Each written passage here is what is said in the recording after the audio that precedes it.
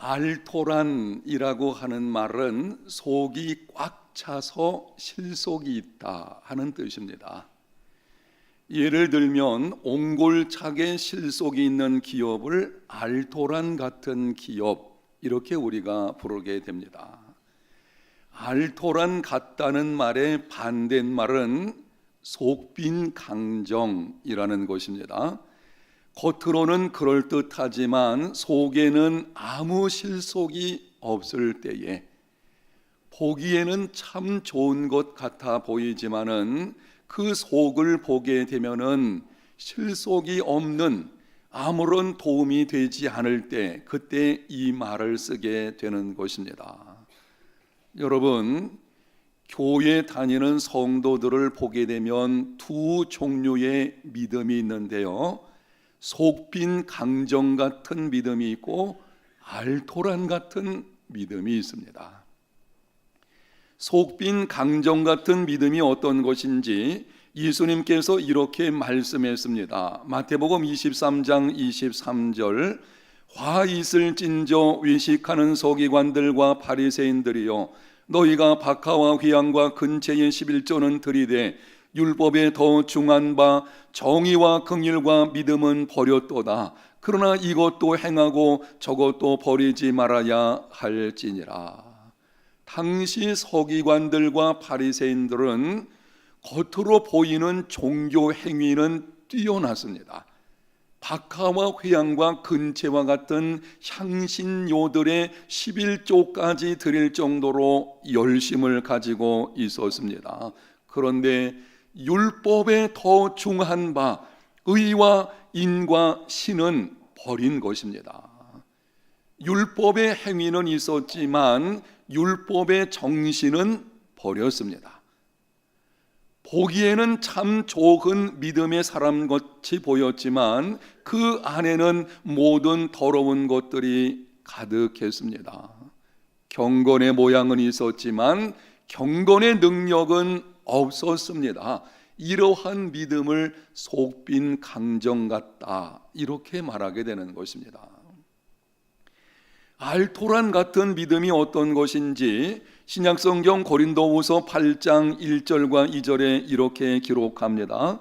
형제들아, 하나님께서 마게도냐 교회들에게 주신 은혜를 우리가 너희에게 알리노니 환난의 많은 시련 가운데서 그들의 넘치는 기쁨과 극심한 가난이 그들의 풍성한 연보를 넘치도록 하게 하였느니라. 마게도냐 교회 성도들은 환난의 많은 시련으로 극심한 가난 중에 있었습니다. 겉으로 보기에는 환난과 역경과 가난입니다. 그러나 그들의 마음에는 넘치는 기쁨이 있었습니다. 극심한 가난 중에서도 더 어려움 가운데 있는 자들을 긍휼히 여김으로 넘치는 구제 헌금을 드렸습니다. 외부 환경이 어떠하든지 마음의 평온을 누리고 오히려 주님의 사랑으로 다른 사람을 돌아볼 수 있는 여유를 갖는 것, 이것이 알토란 같은 믿음입니다.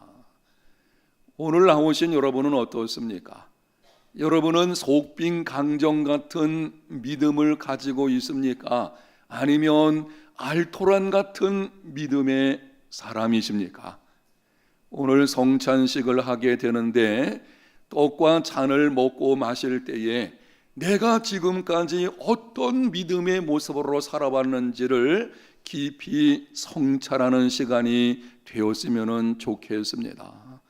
그래서 혹시나 내가 속빈 강정 같은 믿음, 겉으로 보기에는 잘 믿는 좋은 믿음의 사람 같지만 그 내면 세계를 보게 되면 죄책감과 수치감, 그리고 정죄의식 속에 살아가는 속이 비어있는 그리스도인답지 않은 이런 삶을 살아왔다고 하면은 이제는 겉모습도 그리고 내면 세계도 질서가 잡혀있는 따뜻하고 친절하고 섬김의 정신을 가지고 예수 그리스도께 헌신되는 알토란 같은 믿음의 사람으로 세워지는 복된 시간이 되시기를 예수님 이름으로 축복합니다. 오늘 본문이 기록된 스가랴서는 중지되었던 성전 건축을 다시 시작하는 이스라엘 백성들에게 주시는 격려의 말씀들입니다. 바벨론 포로에서 귀환한 백성들이 기쁨에 겨워서 성전 건축을 시작을 했습니다. 뜻하지 않은 방해들로 인해 가지고 중지되어서 16년 동안의 세월이 흐르게 되었습니다. 그 와중에 백성들은 냉담해지게 되었고 하나님의 일보다는 자기 일을 구하는 사람들이 되어버렸습니다. 하나님께서는 학계 선자를 보내셔가지고 책망하시고 독려하셨습니다. 책망과 독려의 말씀을 들은 백성들은 다시 성전을 건축하기를 시작을 했습니다. 그때 하나님은 성전 건축을 시작하는 백성들을 격려하고 위로하고 희망과 용기를 주기 위해서 말씀을 주셨는데요, 그것이 바로 스가랴서의 말씀들입니다. 하나님께서 백성들을 격려하심으로 백성들은 용기를 얻게 되었고 그 결과 BC 516년에 성전이 완공되었습니다. 그런데 하나님께서 스가랴를 통해 격려하시면서 제일 먼저 주신 말씀이 본문 3절입니다. 성전 건축을 다시 시작하는 이 백성들에게 하나님이 격려하시고 희망과 용기를 불어넣어 주시는데 그 말씀들 중에 첫 번째 말씀이 3절입니다. 영상에 기록된 말씀을 우리 다 같이 한번 함께 읽겠습니다. 그러므로 너는 그들에게 말하기를 만군의 여호와께서 이처럼 이르시되 너희는 내게로 돌아오라 만군의 여호와의 말이니라 그리하면 내가 너희에게로 돌아가리라 만군의 여호와의 말이니라. 먼저 반복되는 말씀을 주목하십시오. 짧은 한 절 속에 3번 반복하십니다. 만군의 여호와께서 이처럼 이르시되 만군의 여호와의 말이니라 만군의 여호와의 말이니라. 그만큼 중요하다는 것입니다. 지금 너희들에게 전하는 이 말씀은 만군의 하나님 그분의 말씀이기 때문에 반드시 지켜야 한다, 강조하고 또 강조하는 것입니다. 그 말씀이 무엇입니까? 너희는 내게로 돌아오라 그리하면 내가 너희에게로 돌아가리라. 하나님께서 성전 건축을 다시 시작하는 사람들을 격려하시면서 너희들은 내게로 돌아오라. 다른 말씀도 아니고 이미 하나님의 말씀에 순종해가지고 성전 건축을 시작하는 사람들에게 하나님께 돌아오라, 회개하라는 것입니다. 이 말씀을 주시는 이유가 무엇입니까? 하나님께 돌아옴이 없는 성전 건축은 의미가 없기 때문입니다. 성전을 건축할 때에 그 성전 건축하는 건물이 중요한 것이 아니고, 물론 건물도 무시할 수는 없을 것입니다. 그러나 그 건물보다 더 중요한 것은 하나님께로 돌아옴으로 하나님께서 그들과 함께 하시는 것입니다. 성전의 가치는 건물의 모양이나 규모, 아름다움에 있는 것이 아니라 그 성전을 출입하는 사람들의 믿음에 있습니다. 하나님이 제일 먼저 이 말씀을 하시는 이유가 분명합니다. 너희들이 성전 건축을 다시 시작하는구나, 참 잘하고 있다. 그러나 기억해야 한다. 너희들의 믿음이 알토란 같은 믿음의 사람이 되어야지, 솥빈 강정 같은 믿음의 사람이 되어진다면 이 건물을 아무리 크고 웅장하게 지어도 소용이 없다는 것입니다. 신약성경 마태복음 24장에 보면 한 번은 예수님께서 성전을 나가실 때에 제자들이 성전 건물을 자랑을 했습니다. 여러분이 이 사건을 아실 것입니다.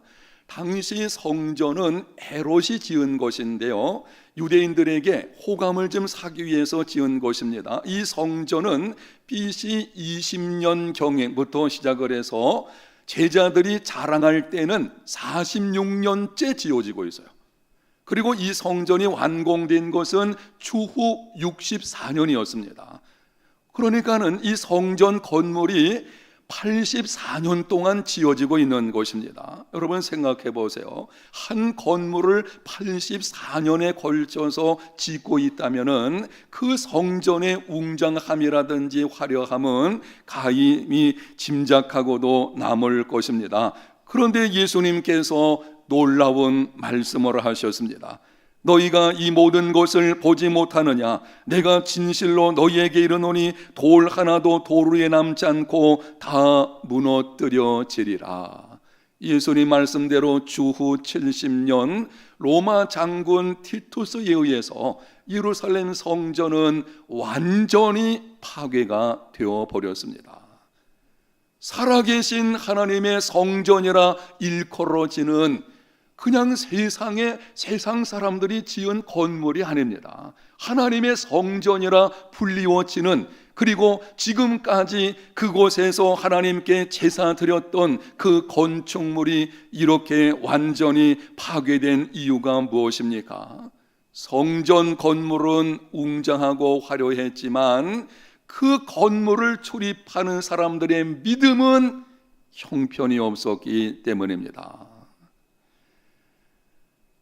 입술로는 하나님을 공경하지만 마음은 멀었기 때문입니다. 종교 행위들은 있었지만 마음과 삶은 하나님을 떠나 있었습니다. 한마디로 말씀을 드리면 성전을 출입하는 자들의 믿음이 속빈 강정 같은 믿음이었습니다. 여러분, 규모와 아름다움이 성전의 운명을 결정하는 것이 아닙니다. 성전을 출입하는 사람들의 신앙과 인격과 삶의 자세가 그 성전의 운명을 결정합니다. 오늘날도 마찬가지입니다. 한 교회의 운명은 크고 화려한 건축이나 조직, 풍성한 예산에 있지 않습니다. 한 교회가 앞으로 어떤 모습이 될 것인지, 그리고 하나님께서 어떻게 평가하실 것인지, 이거는 겉으로 보여지는 이 건물, 그리고 교회 교인 수 혹은 거기에 따른 풍족한 예산, 이런 것에 교회의 운명이 달려있지 않습니다. 한 교회의 운명은 그 교회를 출입하는 성도들의 신앙과 인격과 삶의 자세에 달려 있습니다. 여러분, 교회는 건물이나 조직이 아닙니다. 교회는 예수님을 믿는 성도들의 모임입니다. 우리 해운대 제일교회 운명은 교회를 이루는 저와 여러분 한 사람 한 사람의 신앙과 인격과 삶의 자세에 달려있다는 것을 기억하셔서 성숙한 믿음의 사람이 되기를 힘쓰는 삶이 되시기를 축복합니다. 우리가 하나님께 기도하는 제목 중에 하나는 우리 해운대 제일교회 주님이 세우시기 원하시는 바로 그 교회 되게 하여 주옵소서. 이 기도의 응답은 다른 것이 아니에요. 어떤 건물이나 조직의 문제가 아니고 오늘 나와서 예배하는 저와 여러분 한 사람 한 사람들이 하나님 앞에서 알토란 같은 믿음의 사람으로 살아낼 때에 그때 이런 교회가 이루어지게 되는 것입니다. 여러분이 우리 교회이며 여러분이 우리 교회의 운명입니다. 한번 따라합시다. 사람이 중요하다. 성경에 기록되어진 성전의 개념의 변천을 보게 되면 애굽에서 나온 이스라엘 백성들이 광야 생활할 때에 하나님의 명령을 따라서 성막을 지었습니다. 약속의 땅에 들어왔을 때에는 솔로몬이 성전을 건축했습니다. 이후에 예수님께서 이 땅에 오셨을 때에는 예수님 그분이 성전이셨습니다. 그렇다면 오늘날에는 구약의 시대 같은 성전은 없습니다. 교회당 건물을 우리가 성전이라고 말들 하긴 하지만 구약시대 성전의 의미와 오늘날 교회당의 의미는 상당한 차이를 가지고 있습니다. 오늘날에는 구약의 개념을 가진 성전은 존재하지 않습니다. 그리고 예수님께서도 몸으로 더 이상 이 땅에 계시지 않습니다. 그러면은 오늘날 성전은 무엇입니까? 바울이 그의 서신에서 이렇게 기록을 했습니다. 고린도전서 3장 16절과 17절, 너희는 너희가 하나님의 성전인 것과 하나님의 성령이 너희 안에 계시는 것을 알지 못하느냐? 누구든지 하나님의 성전을 더럽히면 하나님이 그 사람을 멸하시리라. 하나님의 성전은 거룩하니 너희도 그러하니라. 예수님을 믿는 우리가 하나님의 성전입니다. 하나님의 성령께서 지금 우리 안에 거하시고 계시기 때문에 저와 여러분 한 사람 한 사람들이 바로 오늘날의 성전입니다. 그러므로 하나님의 성전인 자신을 더럽히지 않도록 조심해야 합니다. 거룩한 삶을 살아야 합니다. 내가 왜 거룩한 삶이 되어야 하나? 예수 믿는 나는 하나님의 성전이거든요. 하나님의 성전은 거룩한 것이기 때문에 그래서 거룩한 삶이 되어야 합니다. 오해하지 마십시오. 거룩한 삶을 통해서 하나님의 성전이 된다는 것이 아닙니다. 이미 우리는 하나님의 성전이 되었습니다. 그래서 우리는 거룩한 삶이 되어야 합니다. 앞에서 말씀드리기를 성전의 가치는 건물의 모양이나 규모가 아니라 성전을 출입하는 사람들의 믿음에 있다고 했습니다. 예수님을 믿어 하나님의 성전된 우리에게도 동일합니다. 성전된 우리의 가치는 겉모습이 아니고 속 사람의 거룩함에 있는 것입니다. 우리가 하나님의 성전인데요, 바로 하나님의 성전된 우리의 가치가 어디 있느냐 하면 겉으로 보이는 외모, 재물, 학력, 직분, 종교 행위 이런 것들은 소중하지만 여기에 우리의 가치가 있는 것이 아닙니다. 하나님의 성전된 우리의 가치는 우리의 속사람이 결정하는 것이고 그 속사람의 거룩함, 바로 거기에 우리의 가치가 있고 바로 그럴 때에 우리 교회의 운명이 달려있다는 것을 기억하시고 거룩한 사람이 되시기를 힘쓰는 믿음의 걸음들이 되시기를 바랍니다. 여러분, 거룩이 무엇입니까? 거룩해야 된다. 거룩이 무엇이냐면 이 의미, 단어상의 의미는 구별되었다는 것인데 좀 더 쉽게 말씀을 드리면 거룩은 성숙한 신앙과 인격 그리고 그에 따른 성숙한 삶의 자세로 행하는 것입니다. 내가 거룩한 사람이 되어진다 라고 하는 것은 성숙과 관련이 되어져 있어요. 나의 신앙이 성숙해지고 나의 인격이 거기에 따라 성숙해지고 그 성숙한 신앙과 인격을 따라서 나의 삶의 자세가 또한 성숙함으로 나타나게 될 때에 그때 거룩한 삶이 되어지는 것입니다. 어떻게 하면 거룩한 삶을 살 수가 있겠습니까? 오늘 본문에 하나님께서 말씀을 하십니다. 내게로 돌아오라, 그리하면 내가 너희에게로 돌아가리라. 거룩한 삶을 살려면 전심으로 하나님께 돌아와야 합니다. 우리를 거룩하게 하시는 분은 성령 하나님이십니다. 거룩은 내가 스스로의 노력으로 만들어내는 것이 아닙니다. 우리 가운데 들어와 계시는 그 성령께서 우리를 거룩하게 하시고 거룩한 삶을 살게 하시는 것입니다. 그래서 우리가 해야 할 일은 전심으로 하나님께 돌아와서 나의 마음과 삶을 하나님께 내어드리면 성령 하나님께서 나를 다스려 주실 것이고 거룩한 하나님의 사람으로 변화가 이루어지게 되는 것입니다. 한 번은 어떤 청년이 예수님을 찾아왔습니다. 많은 재물을 가지고 있는 자였습니다. 사회적인 면에서는 관원이라는 아주 귀한 신분을 가지고 있었습니다. 어렸을 때부터 율법을 지키려고 애를 썼습니다. 영생에 깊은 관심이 있는 사람이었습니다. 대단한 사람이지 않습니까? 부자였습니다. 사회적인 지위가 있었습니다. 종교적인 열심이 있었고 영생에 대한 관심도 있었습니다. 그런데 예수님께서 이 청년에게 말씀을 하셨습니다. 마태복음 19장 21절, 네가 온전하고자 할진대 가서 네 소유를 팔아 가난한 자들에게 주라. 그리하면 하늘에서 보화가 네게 있으리라. 그리고 와서 나를 따르라 하시니, 말씀을 듣고 청년은 재물이 많은 고로 근심하며 돌아갔습니다. 여러분, 이 청년의 문제가 무엇이겠습니까? 이 청년의 경우에는 내가 다른 것은 다 하나님께 내어드릴 수 있지만 이것만큼은, 이 재물만큼은 내드릴 수가 없다는 것입니다.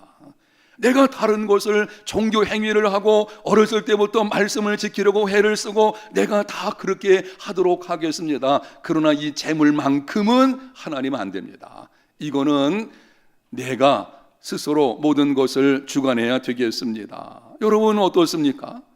여러분에게 다른 것은 몰라도 이것만큼은 하나님께 내어드릴 수 없다라고 하는 것은 혹시 없으십니까? 우리 믿음 생활에서 문제가 여기 있어요. 내가 다른 것은 다 하나님께 내어드릴 수가 있는데 이것만큼은 안 되는 거예요. 학부모 같은 경우에는 자녀 교육만큼은 하나님, 이거는 내가 알아서 하겠습니다. 어떤 사람은 재물만큼은, 어떤 사람은 내 자존심만큼은, 이것만큼은 내가 양보할 수 없습니다. 이렇게 되면 속빈 강정 같은 믿음의 사람이 되어 버리는 것입니다. 하나님은 만홀히 여김을 받지 않으시는 분이십니다. 하나님은 우리의 부분을 원하지 않으십니다. 그분은 우리의 전부를 원하시는 것이고, 여러분 마음과 삶 전부를 그분에게 내어드릴 수 있는, 내가 내어드리면 혹시 이상한 일이 있거나 손해보는 것이 아닐까? 아니요, 하나님 그분은 선하신 분이시고 우리를 사랑하시되 독생자까지 내어주신 분이신 줄로 믿습니다. 그분께 내어드리면 그분이 내 인생의 가장 좋은 최선의 길로 우리를 인도하여 주실 것입니다. 다시 한번 묻겠습니다. 여러분에게 다른 것은 몰라도 이것만큼은 하나님께 내어드릴 수 없다 하는 것이 있으십니까? 하나님께 돌아간다는 것은 마음과 삶 전부를 드리는 것입니다. 사랑하는 성도 여러분, 나의 노력으로 선한 행실과 종교 행위를 쌓아서 거룩의 열매를 맺고 하나님을 기쁘시게 하겠다고 생각하고 그렇게 행하지 마십시오. 그는 기독교 믿음이 아니에요. 내가 노력을 하고 내가 수고를 많이 해서 열매를 맺어가지고 그 열매를 가지고 하나님께 가면 하나님이 기뻐하실 것이고 그것을 보시고 내게 복을 주실 것이다. 아니에요. 우리 삶에서 열매를 맺게 하시는 분, 그리고 나로 거룩하게 하시는 분은 우리 속에 계시는 성령이신 줄로 믿습니다. 우리가 할 일은 하나밖에 없습니다. 전심으로 하나님께 돌아가는 것입니다. 마음과 삶을 그분에게 내어드리는 것입니다. 이제는 하나님을 나의 주님으로 모셔드리는 것입니다. 나의 마음과 삶의 중심에 하나님을 모셔서 그분이 주인 되시게 하는, 여러분의 인생의 주인이 여러분이 아니고 하나님 되시게 하십시오. 그러면은 하나님께서 함께 하실 것이고 그 하나님이 우리의 마음과 삶에 거룩의 열매를 맺어 가실 것이며 하나님의 능력을 경험하는 삶이 이루어지게 될 줄로 믿습니다. 오늘 아침에 하나님께서 우리 모두에게 말씀을 하십니다. 내게로 돌아오라. 그리하면 내가 너희에게로 돌아가리라. 전심으로 하나님께 나아가는 오늘 나오신 여러분이 삶이 되시기를 예수님 이름으로 축복합니다.